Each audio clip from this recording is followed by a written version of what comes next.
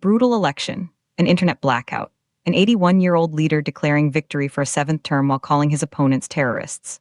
This is Uganda right now. And sitting right next door, Kenya's President William Ruto says the two nations can't fight. But as Museveni tightens his grip and America watches closely, a critical question emerges. Is this a stabilizing force for East Africa, or a dangerous precedent that undermines democracy itself? Some say Museveni's victory brings regional stability. Others call it a dictatorship solidifying its power. Who's right? And what does this mean for Kenya and for you? To understand this explosive moment, we need to rewind. For nearly 4 decades, Yoweri Museveni has been the dominant figure in Ugandan politics, taking power in 1986. He was once hailed as part of a new generation of African leaders. But over 7 terms, that image has faded for many, replaced by accusations of authoritarian rule. The key challenger in this latest election was Bobi Wine, the pop star turned politician whose real name is Robert Kyagulanyi. His 2021 run was marred by widespread violence, arrests, and a shocking death toll. Fast forward to January 2026. The stage was set for a rematch, but before the polls even opened, the environment was charged. Prominent opposition figure Kizza Besigye, a 4-time presidential candidate, was reportedly abducted from Kenyan soil by Ugandan forces, preventing him from running. This set the tone. During the campaign, opposition supporters faced what sources describe as a brutal campaign repression with injuries, arrests, and deaths. On election day, an internet blackout descended. And then, the results, Museveni declared winner with a staggering 72% of the vote. Bobi Wine trailed with about 25%, immediately calling the results fake. The central tension is clear: a government declaring a legitimate landslide mandate for stability versus an opposition and international observers crying foul over a fundamentally flawed and repressive process. And Kenya, under President Ruto, is watching this unfold along a shared border, with deep economic and security ties at stake. So, let's start with the first perspective, that Museveni's victory, however achieved, is a net positive for regional stability. Supporters of this view, including many within the Ugandan government and some regional analysts, argue that in a volatile neighborhood, continuity is key. Proponents point out that Museveni has maintained relative peace in Uganda for decades. They argue that his experience is crucial for navigating complex issues like the conflict in the Democratic Republic of Congo, where Uganda has troops, and regional security threats like al-Shabaab.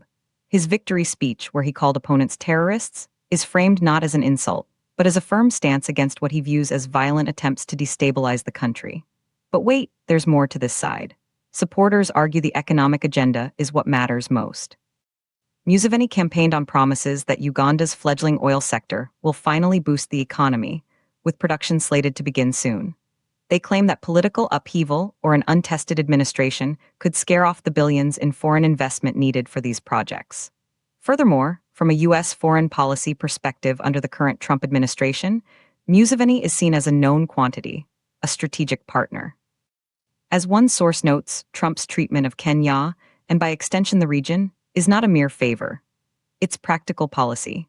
Uganda is a critical ally in counter-terrorism.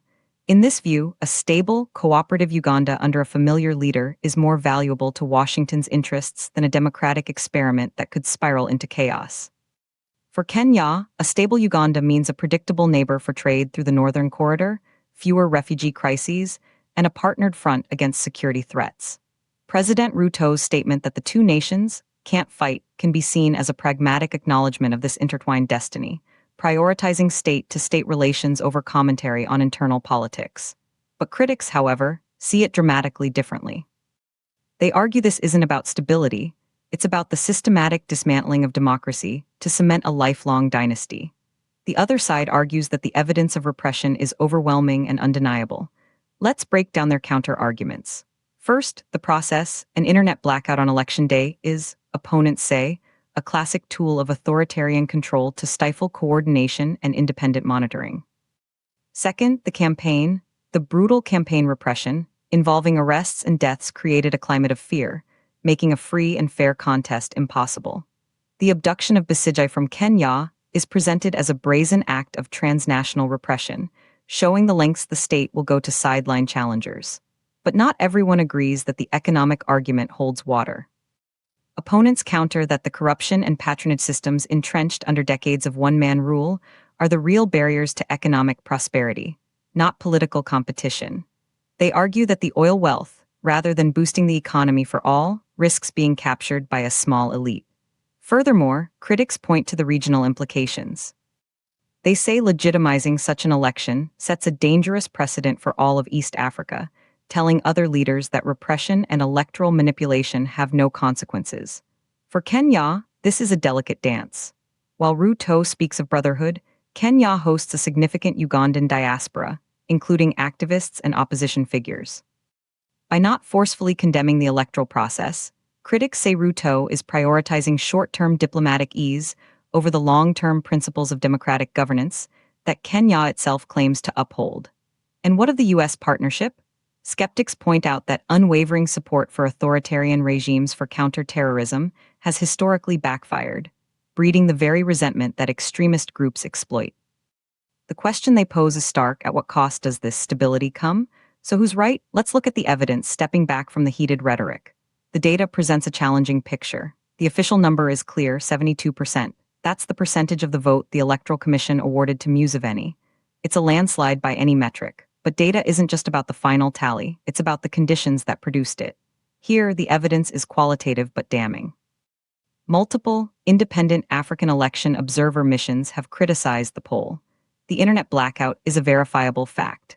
Reports of pre-election violence and arrests are documented by numerous rights groups. The 21.6 million registered voters participated in an environment widely described as unfree.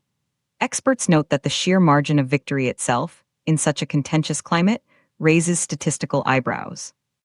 When you combine that with the suppression tactics, neutral analysts suggest the declared result reflects the state's power to administer the election more than the genuine will of the electorate. In international comparisons, Uganda now joins a list of nations with de facto presidents for life, a model that has consistently led to economic stagnation and violent succession crises elsewhere. The data on long-term GDP growth in such states is not encouraging. Furthermore, the U.S. position under the Trump administration provides critical context. The source analysis is clear: Trump's treatment of Kenya not a mere favor. It's a transaction. Support is given for counter-terrorism cooperation.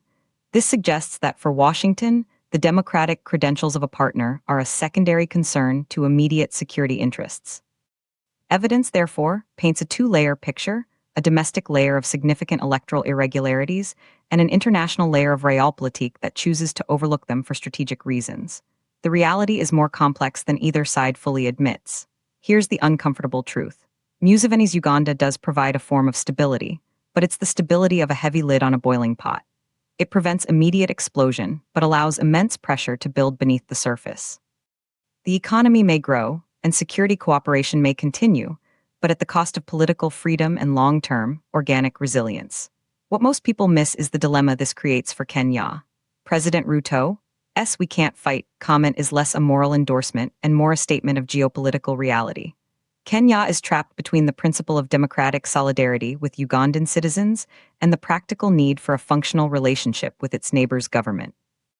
The Trump administration's transactional foreign policy amplifies this, removing a potential source of Western pressure for reform. The verdict from the evidence? The 2026 election has almost certainly solidified a personalist autocracy in Uganda. The debate isn't really about whether the process was democratic. The evidence strongly suggests it was not. The real debate is whether the international community and neighbors like Kenya believe that the short-term benefits of this stability are worth the long-term risks of a nation where peaceful political change becomes impossible. How does this affect ordinary people? In Uganda, it means more years of constrained freedoms, with a generation of young Ugandans, Bobi Wine's core supporters, feeling permanently locked out of their political future. It means economic hopes pinned on oil, while accountability remains weak. For Kenyans, the impact is subtler but real. It means a neighbor whose internal tensions could eventually spill over in the form of refugees or insecurity. It means Kenyan businesses must operate with the uncertainty of dealing with an entrenched, unpredictable regime. It also sets a subtle example for Kenyan politicians about the possibilities of extending power. What to watch for now? First, the Ugandan opposition's next move. Will they take to the streets, risking more violence, or retreat into exile? Second, the official international response, particularly from the African Union and regional bodies. Will they issue mild criticism or take meaningful action? And third, the U.S. position. Will the Trump administration issue a congratulatory statement to Museveni, cementing the realpolitik approach, or offer even token criticism? The direction of these signals will determine the next chapter. So, we're left with the core conflict: stability versus freedom, a strongman's peace versus a messy democracy. Now I want to hear from you. Where do you stand? Are you team stability, believing Museveni's experience is what the region needs right now? Or are you team democracy, convinced that this path leads to disaster? Drop a comment below, write 1 for stability, 2 for democracy. Let's get a debate going. Share this analysis with someone who needs to see both sides of this critical story for East Africa. Subscribe to Kenya News Update today for more breaking news and deep dive analysis like this.